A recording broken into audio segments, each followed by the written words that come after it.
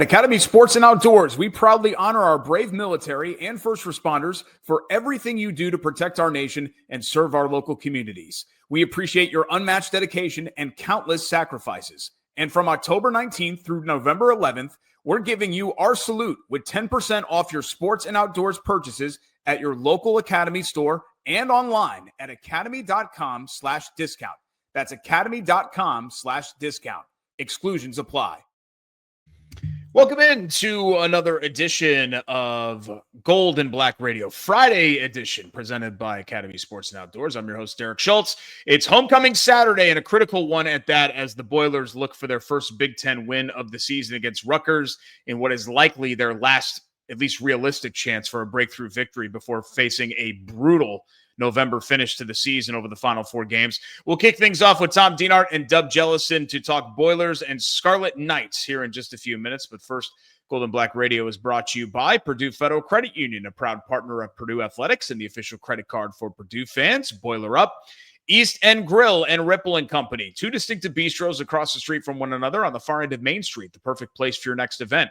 The Whitaker Inn, this Midwestern oasis is perfect for relaxing staycation or a weekend getaway. Escape from the ordinary at the Whitaker Inn.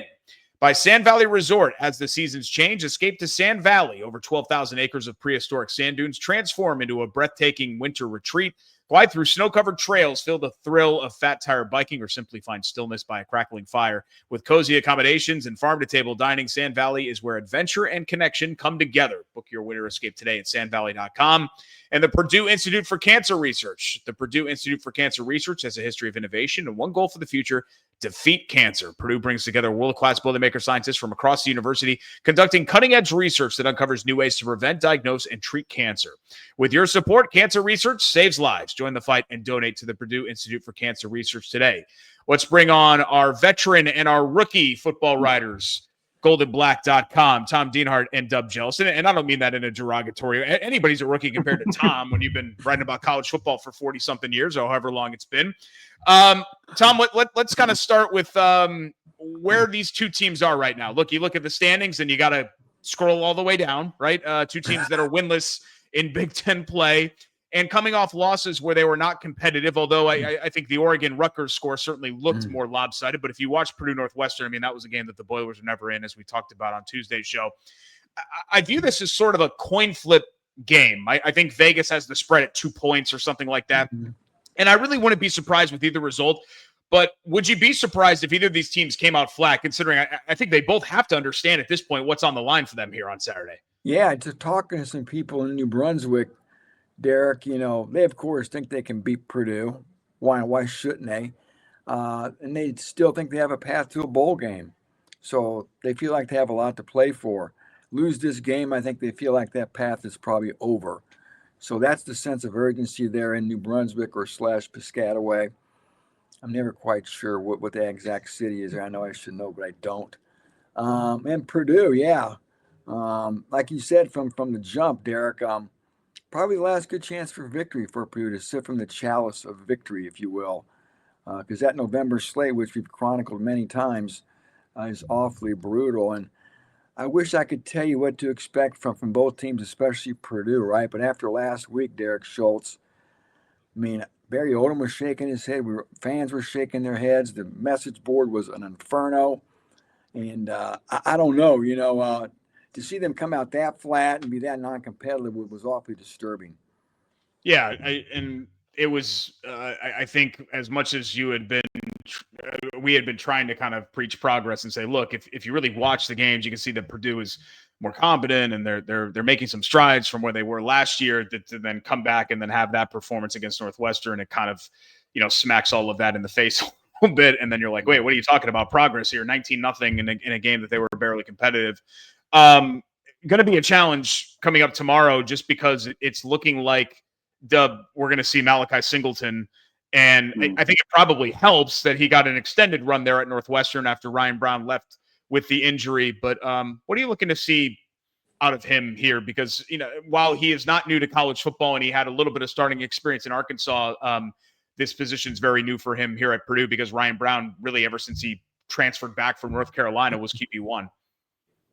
Yeah, I mean, I think the biggest thing is, can he provide a spark for the offense? I think the offense has looked stagnant at times. I mean, especially against Northwestern getting shut out, right? But I just feel like whenever they've gotten to the red zone, they're the worst red zone team in the Big Ten right now. So they need a spark, especially down there. And I think that Malachi Singleton's ability with his legs, I think he could do that.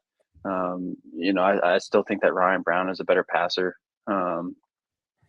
But Malachi Singleton stepping in.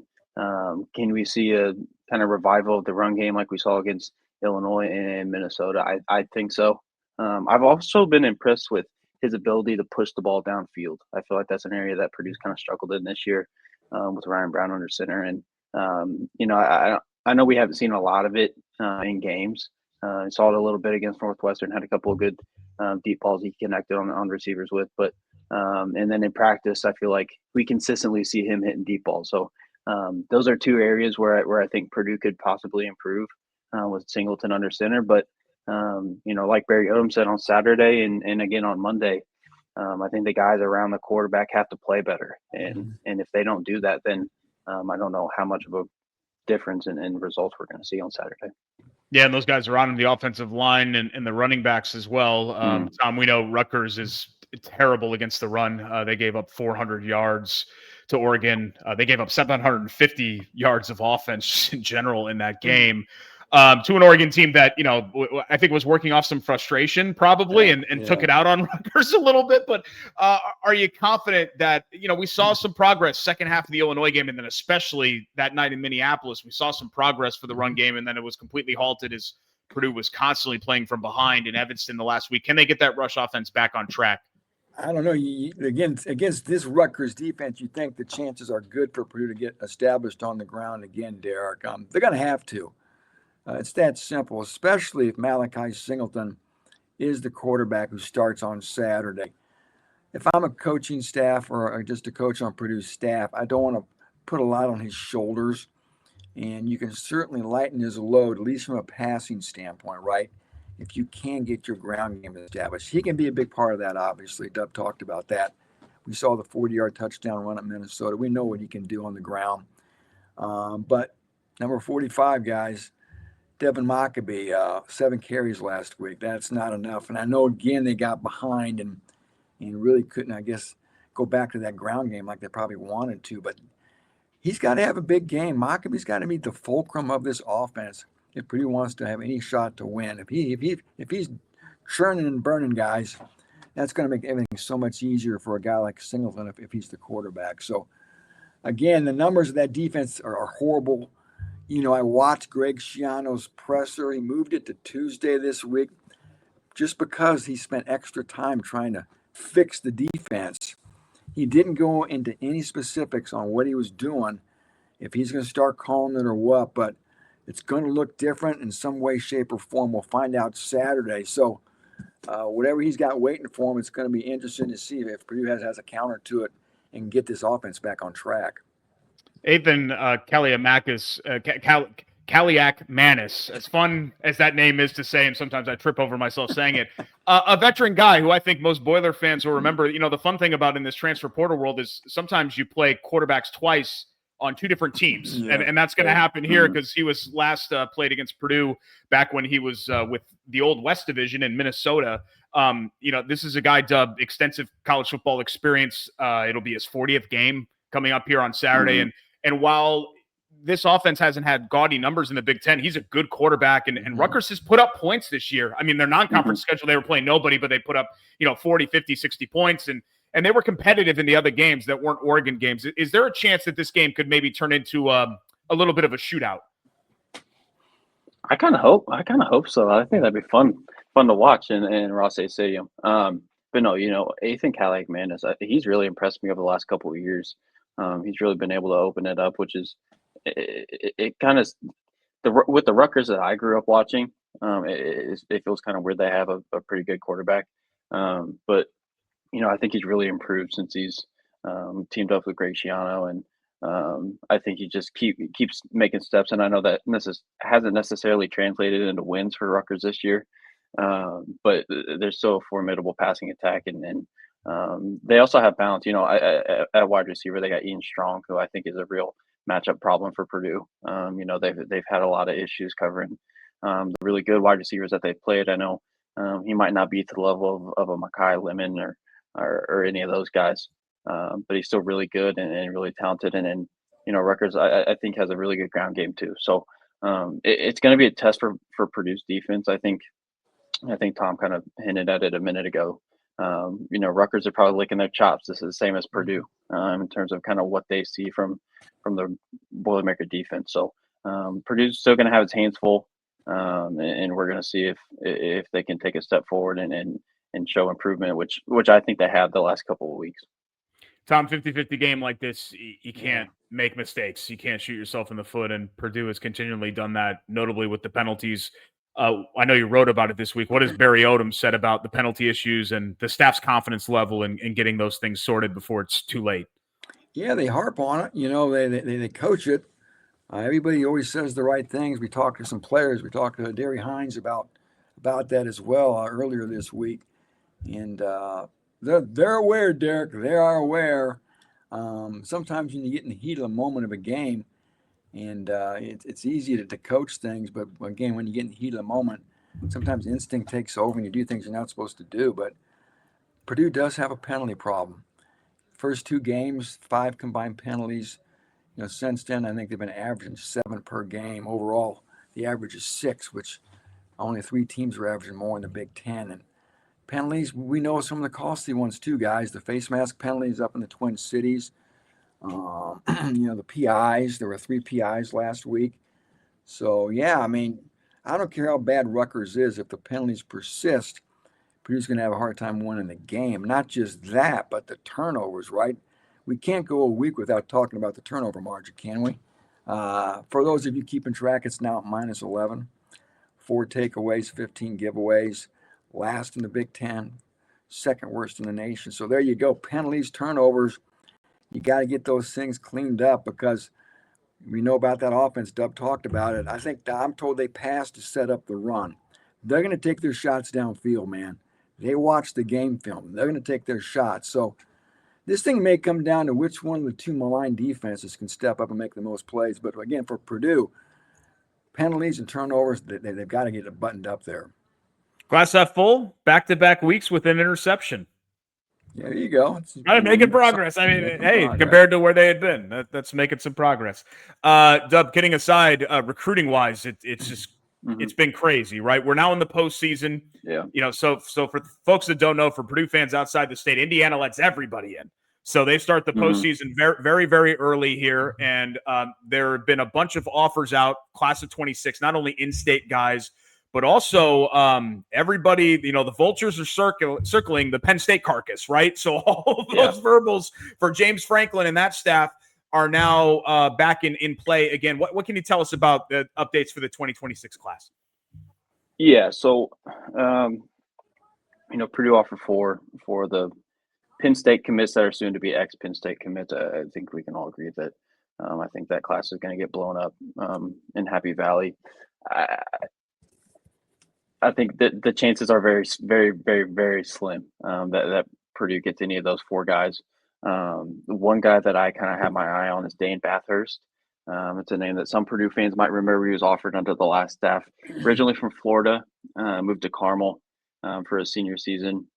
Team up with the Koellner brothers, who Anthony Koellner is a quarterback going to Troy, and he's in the running for Mr. Football. He's committed to Duke.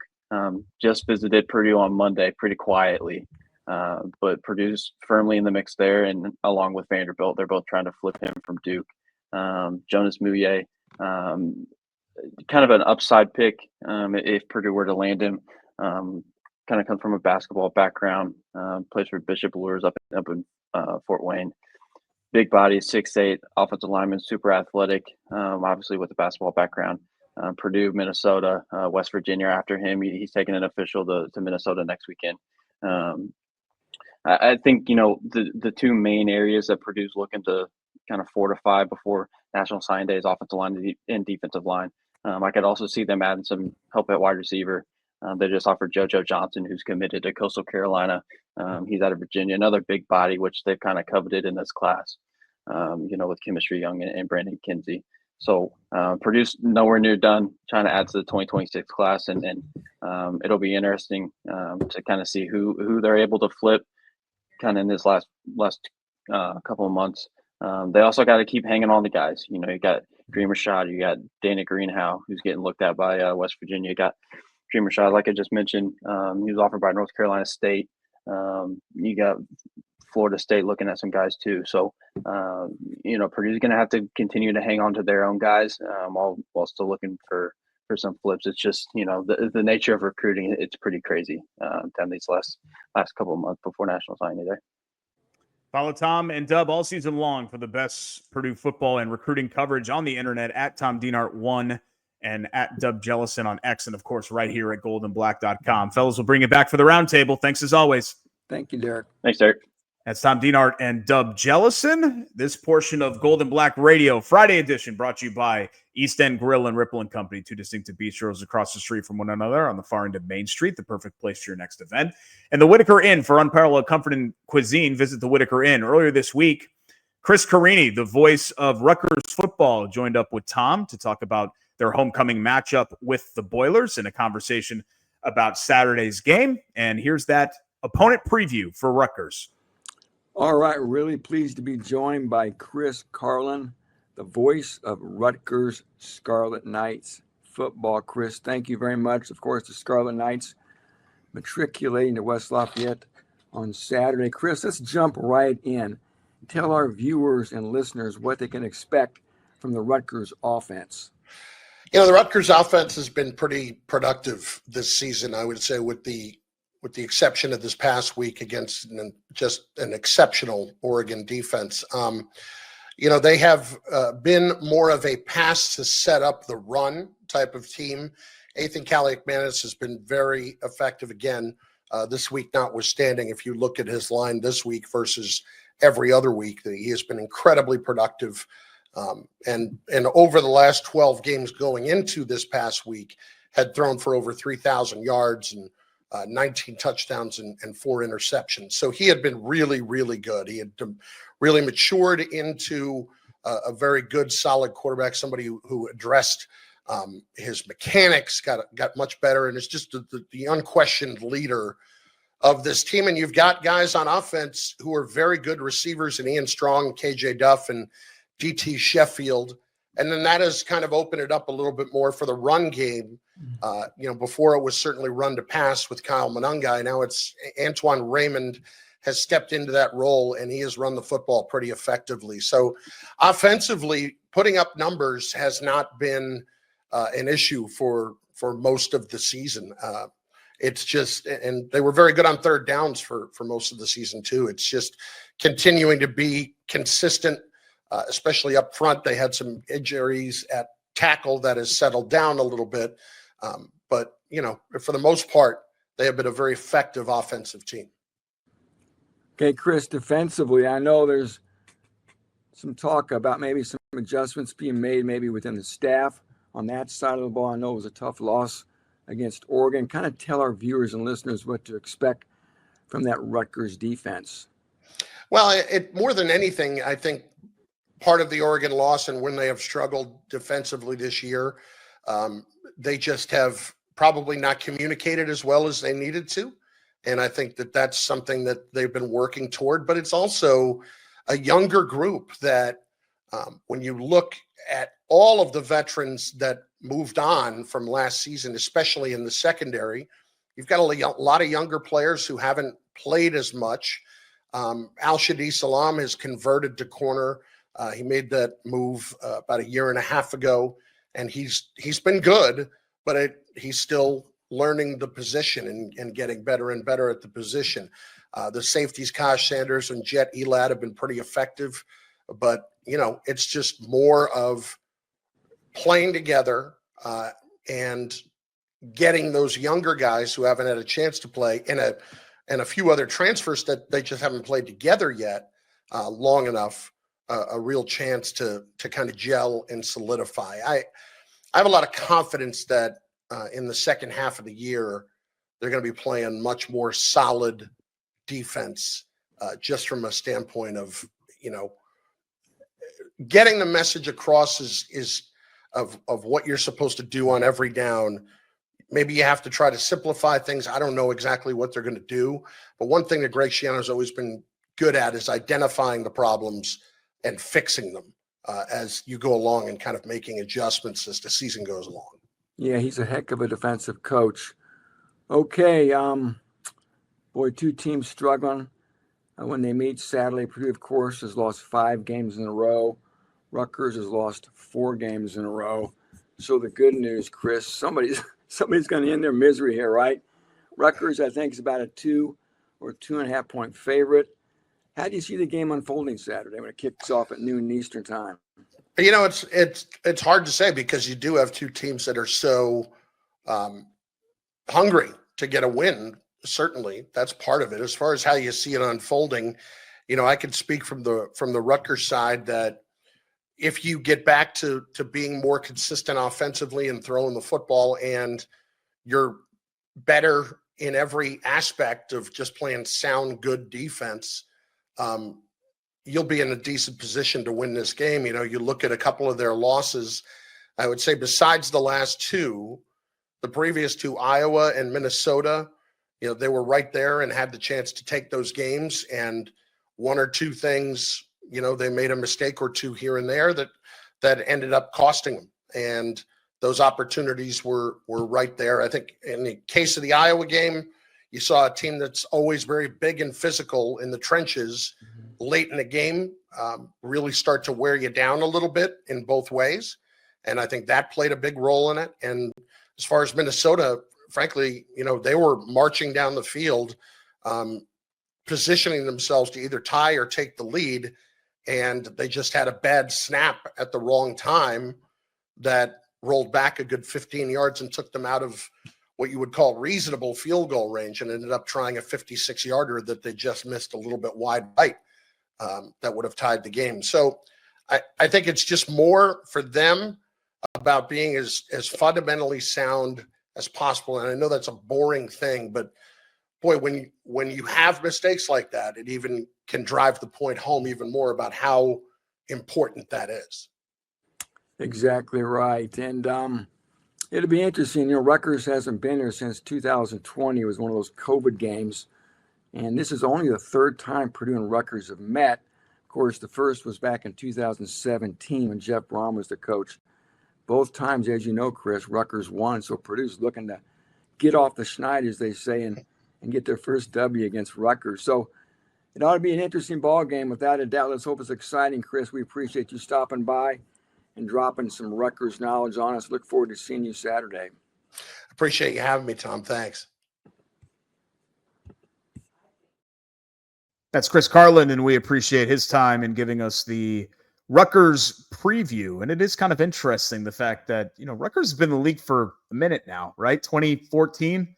And they've only played twice, and Purdue's never beaten them. The only other Big Ten team that Purdue has not defeated is UCLA, but that barely counts because they haven't played while they've been Big Ten counterparts. And I'll ask Alan about this. I know I think the Mark Herman team played at UCLA one year. I'm not sure if another Purdue team back in the 60s or 50s or whatever else played them, but I believe that's accurate. The 2 teams that they have not defeated that are current Big Ten teams, UCLA and Rutgers. It'll be a crisp fall day in West Lafayette for a noon kick tomorrow. Chad Evans, who is the weather expert far more than I am, has the latest. Hi everyone, I'm meteorologist Chad Evans with your forecast at Ross-Ade for Saturday for the Purdue-Rutgers matchup. Kickoff begins at noon. Clouds will be on the increase with a few widely scattered showers developing during the afternoon and lasting into the evening. High temperature running in the upper 50s with generally winds out of the southeast. Boiler up. Thanks to Chad, as always, for his weekly forecasts. And check out Chad's weather blog on Substack, where he does an absolutely outstanding job, especially with the Tippecanoe County and Lafayette area forecasts as well. Has done a great job for a long time in that market. This portion of the show brought to you by our friends at Purdue Federal Credit Union, a proud partner of Purdue Athletics and the official credit card for Purdue fans. Boiler up. Let's welcome on, we just mentioned him, Alan Karpick. He is the publisher of goldandblack.com for this week's Historicals Perspective. Did I have that right? UCLA and Rutgers, right? The only two current Big Ten teams that Purdue is not defeated? Well, I'm glad that I carry Purdue's media guide next to my hip, so I was able to look it up and confirm it. Yes, you're right. I thought that was correct. What's interesting in Purdue and UCLA, consecutive tie games, 0-0 out in the Coliseum, and with Billy Kilmer, Wow. you may remember, at the quarterback at UCLA, and 0-0. Then they come to West Lafayette the next year, and they tie again. 27-27. Of course, Freeman McNeil, Brian Newbert, if he was on here, he'd know who Freeman McNeil. You know who Freeman McNeil was. Jets, Jets. Mm-hmm. He ran all over Purdue in 1979 and 1980. Purdue lost to UCLA out in Coliseum in the Smog Bowl, and then come here and UCLA manhandled two very good Purdue teams. So that's Purdue UCLA. They're not even playing, but we'll be ready for them when they do. Next year. Next time, yeah, Newbert's on. I'm just going to look for a reason to bring up like failed Big Ten alumni that played for the Blair Thomas and Kyle Brady and guys like that as well. There you go. Look, Alan, some history on the line here as Purdue. To be frank, they're staring a 2-year Power 4 and Big Ten winless streak right in the face. If they don't win this game, you look at November and the fact that you have to go to Washington and to Michigan and then host the top 2 teams in the country in Ohio State and Indiana. It's not looking good, right? As far as that's concerned, just kind of projecting out. Are we getting close to some not so positive history here for the Boilers if they can't get it done on Saturday? Well, yes, Purdue's, I don't think has ever lost, had 2 winless seasons, Big Ten seasons in a row. And Brett McMurphy tweeted today, if you're a Purdue fan, you don't like this. They are tops, of course, of the Power 4 schools. They've lost 15 in a row against Power 4 teams. Oklahoma State, who's gotten rid of its coach, of course, I'm a man, I'm 40. They're only 1-14. Purdue 0-15. And yeah, those are all records that you don't want to have to deal with in the long term. But that's the reality of where Purdue is. This is an unprecedented streak, and the Boilermakers certainly in the day, and the Boilermakers need to find a way, as you guys have been talking about, to get a W about 3:15 or 3:30 on Saturday afternoon.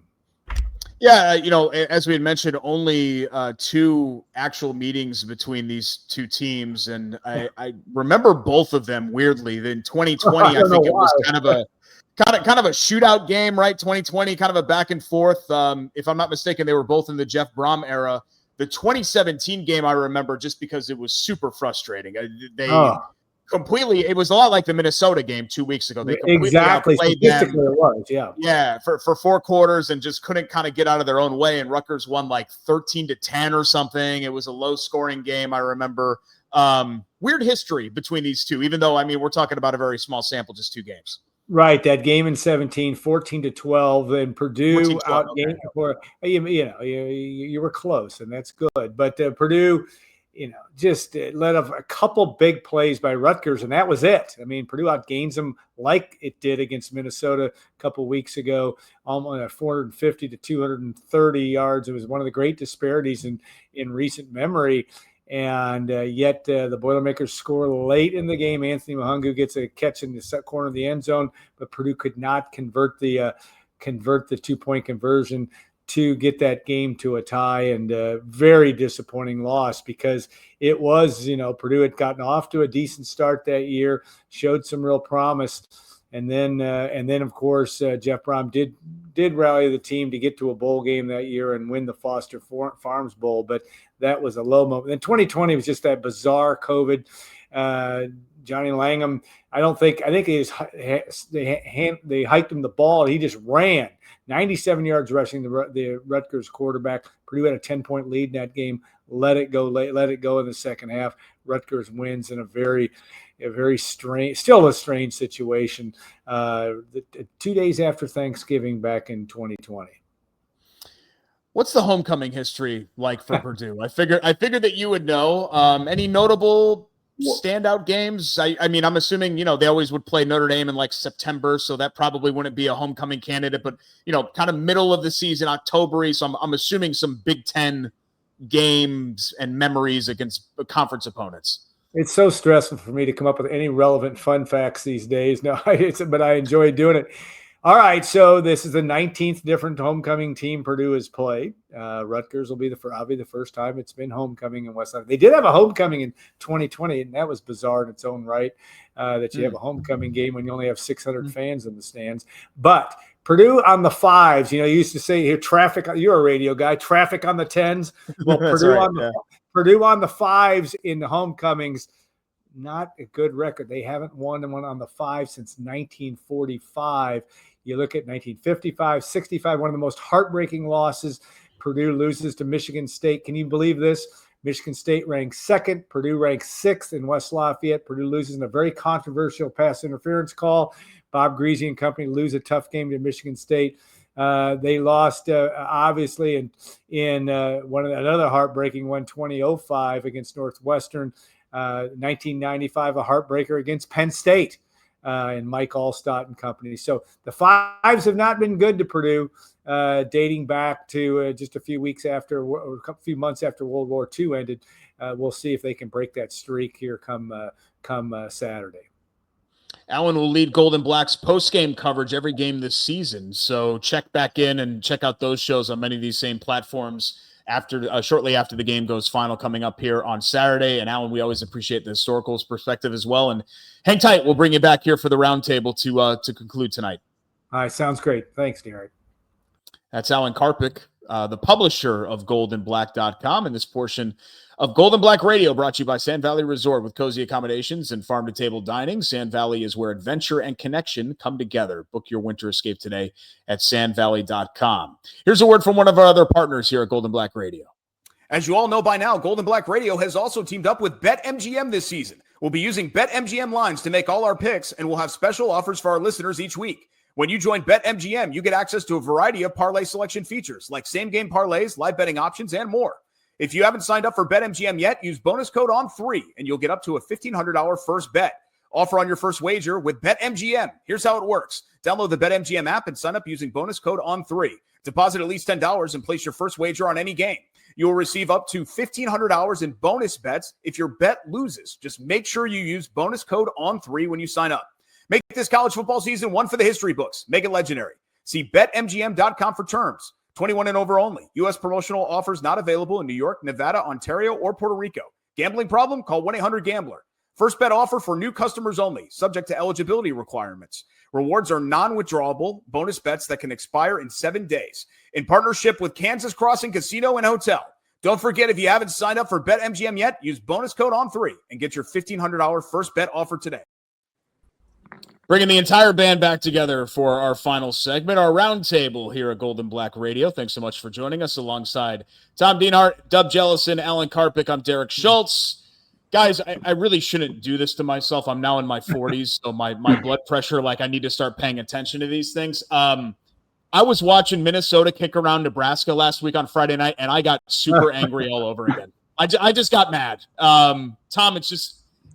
I said that I was moving on last week. I can't get over it. The Purdue and especially if they lose this game against Rutgers, right? I mean, that'll be the opportunity that they really missed. And who knows, maybe that would have led to something different in Evanston. And you know what I mean? A lot of times these seasons can just turn on that little result there, and you hope it didn't turn for the wrong reasons for Purdue.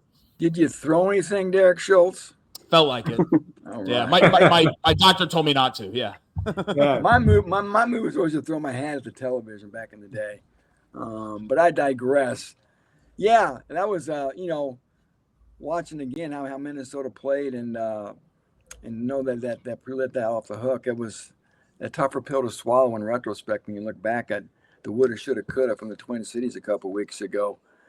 We'll see. Like I said, we talked ad nauseum about the need for victory here. Now this is probably Purdue's last chance, and I see now it looks like the odds are down to Rutgers -1.5 according to the odds makers. So kind of an interesting week in the Big Ten, guys. I think the Illinois at Washington game has my attention. The Huskies are favored.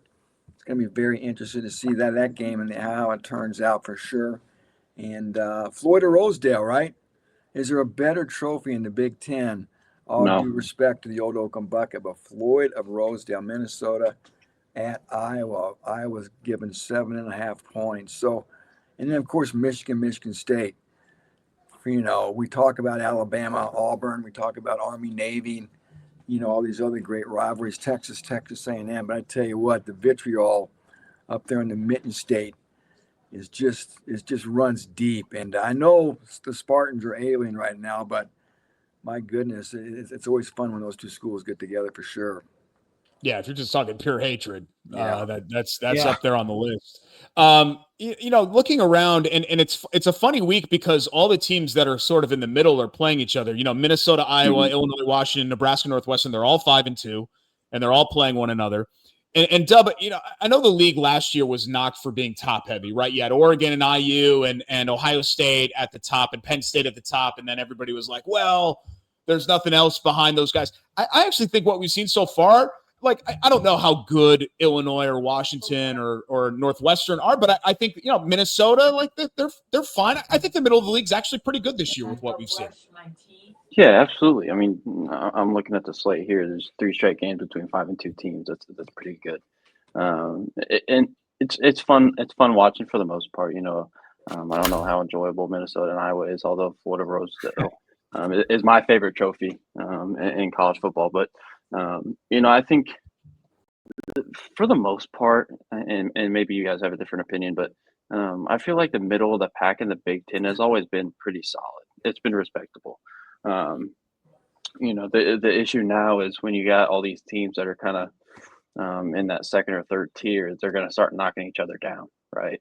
And obviously you're going to have some teams kind of rise to the occasion and then and maybe get to that second tier and becoming or get into the top 25. But it's an interesting week coming up here. I'm really intrigued to see if Northwestern is for real. I know they've won a few games in a row, but I don't know that they've really played anybody yet. You got UCLA, who was down when you played them, and then you got Penn State, who I think Penn State's going to go on to lose 6 straight because they got IU and Ohio State their next 2 games. So a lot of uncertainties for Northwestern. I'm kind of excited to see that game. I know we won't be able to watch it because we'll be in Ross-Ade Stadium, but maybe we can check in on the scores. Yeah, God, Wisconsin has, not in the middle of the league, right at the bottom. They finish at Oregon, Washington, at IU, Illinois, at Minnesota. You talk about all the jobs that are going to be open here, Alan. Penn State's already open. Florida just opened. I mean, Wisconsin, they're going to have to fire him, right? I don't care what the buyout is. If you go 2-10 at Wisconsin, you got to go, especially considering that it's not like he was lighting the world on fire before then. But I don't know if I can ever remember an offseason like this where we're going to have this many prominent jobs. Like Wisconsin's going to be like the 8th or 9th best job probably that's open, and you wouldn't say that most years. Right. And right now, the way the world is, almost everybody's subject to, Jonathan Smith as well. You've got guys that you just don't know. But I did want to have Floyd of Rosedale, that trophy weighs over 100 pounds. I didn't know that. Wow. Anybody know that? I just heard Anthony Herron talking about it, an Iowa guy that in his freshman year he picked it up and he said he couldn't lift it after they won. Now I think it's just the world today. I know that Luke Fickell got the vote of confidence, so to speak, from Wisconsin and saying, well, we're gonna bolster our NIL and commit more to football and get him resources. I don't know if I believe that because, like you said, they're going to end on a tremendous losing streak, barring anything unforeseen. And if they lose to Minnesota, that never sits well up there in Badgerland. So, yeah, that's just the world as it is today. And I think that you're going to have a huge – we already have a huge coaching carousel, and we're not even to November 1st yet. And that's what's made this off season that's in season really, really strange. Yeah, and you just have to wonder. I mean, in the old days, Tom, a lot of people would jump at the Florida job, but now, let's say Florida State opens up, but now you look at it and you're just kind of under the pressure cooker. And if I'm at, IU, like, the situation, and obviously he just signed a contract extension, so I don't think he's in danger of leaving, but you can be comfortable and be paid a lot of money in a lot of different places. You don't have to sign up for, being thrown to the wolves at a place like Florida or a place like Florida State or some of these other like real pressure cooker jobs. Yeah, tradition and facilities really don't matter that much anymore now that people want to be paid, right? A weight room's a weight room. Yeah, all your trophies and bowl bids are nice, but what are you going to pay me? So I think a lot of that stuff, that made programs more desirable, are out the window. Guys are going to perk up and return your phone call if they know you're going to pay them some good money, right? That's just that's we're all like that, aren't we? We're all going to take that phone call, but yeah, the Gators, that's a hot job, and they may have to pay Lane Kiffin $15 million to take it. But God, I'm looking at Wisconsin's over a 30-point underdog. Yeah, it's the UCLA job's open. Will they let Tim Skipper keep it? So yeah, but I remember going to a Purdue at Wisconsin game in 1988 when Don Morton was the head coach. They were one of the option, and there were about 30,000 people in Camp Randall Stadium. They were terrible. And then of course they hired Alvarez in 1990. He went like 1-10, but boom, they've had a run of about 35 years now, pretty much, and now it's starting to bottom out. And yeah, he got the kiss of death, the vote of support from the guy in the big leather chair. Well, we'll see how far that goes if they do go 2-10, right? Yeah, I mean, Dub's not old enough to remember, but there was a time where it was basically Northwestern and Wisconsin were the two doormats of the league in basketball and football. And then the 90s happened and bang, that's, suddenly it was Michael Finley and Dick Bennett, and then into the Bo Ryan era and football. Obviously, Barry Alvarez changed everything there for them. But they've obviously fallen on some hard times this year. 12 o'clock kick, homecoming for Purdue and Rutgers should be a good one at Ross-Ade Stadium. And we hope that you'll join us right here at goldenblack.com for the post-game show, which Alan will lead, and of course appearances by Dub and Tom and Nate and the rest of the crew for Golden Black. Guys, appreciate it. Enjoy the game tomorrow, and we'll talk to you next time right here on GBR. Thank you, Derek. Thanks, Derek. Thanks, Derek. Tom Dienart, Dub Jellison, Alan Karpik, and that is our show for this Friday. Special thank you to our presenting sponsor, Academy Sports and Outdoors, as well as Purdue Federal Credit Union, the official credit card for Purdue fans, East End Grill and Ripple & Company, two distinctive bistros across the street from one another on the far end of Main Street in Lafayette. The Whitaker Inn for unparalleled comfort and cuisine. Visit the Whitaker Inn. Sand Valley Resort with cozy accommodations and farm-to-table dining. Sand Valley is where adventure and connection come together. Book your winter escape today at sandvalley.com. And the Purdue Institute for Cancer Research. The Purdue Institute for Cancer Research has a history of innovation and one goal for the future: defeat cancer. Join the fight and donate to the Purdue Institute for Cancer Research today. Don't forget to hit the like and subscribe button. And of course, you can leave a positive review and on your favorite podcast platform, leave a 5-star review and comment. That'd be awesome. We'd really appreciate it. And don't forget to enable alerts as we upload new content just about every day. While you're at it, why not subscribe to goldenblack.com if you're not already? Join the biggest Purdue community on the internet. Use promo code right now, PU1. That's promo code PU1 at checkout and get 2 months of your monthly subscription for just $1. PU1 promo code at checkout, goldenblack.com, 2 months for $1. Purdue-Rutgers postgame show will go on these same channels following tomorrow's game, so be sure to check out. Then we'll be back with you on Golden Black Radio for a Tuesday edition of the show. But until then, I'm Derek Schultz. I hope you enjoyed it. Enjoy homecoming. Have a great weekend up at Ross-Ade, and we'll see you next time right here on Golden Black Radio. As you all know by now, Golden Black Radio has also teamed up with BetMGM this season. We'll be using BetMGM lines to make all our picks, and we'll have special offers for our listeners each week. When you join BetMGM, you get access to a variety of parlay selection features like same-game parlays, live betting options, and more. If you haven't signed up for BetMGM yet, use bonus code ON3, and you'll get up to a $1,500 first bet. Offer on your first wager with BetMGM. Here's how it works. Download the BetMGM app and sign up using bonus code ON3. Deposit at least $10 and place your first wager on any game. You will receive up to $1,500 in bonus bets if your bet loses. Just make sure you use bonus code ON3 when you sign up. Make this college football season one for the history books. Make it legendary. See BetMGM.com for terms. 21 and over only. U.S. promotional offers not available in New York, Nevada, Ontario, or Puerto Rico. Gambling problem? Call 1-800-GAMBLER. First bet offer for new customers only, subject to eligibility requirements. Rewards are non-withdrawable bonus bets that can expire in 7 days. In partnership with Kansas Crossing Casino and Hotel. Don't forget, if you haven't signed up for BetMGM yet, use bonus code ON3 and get your $1,500 first bet offer today.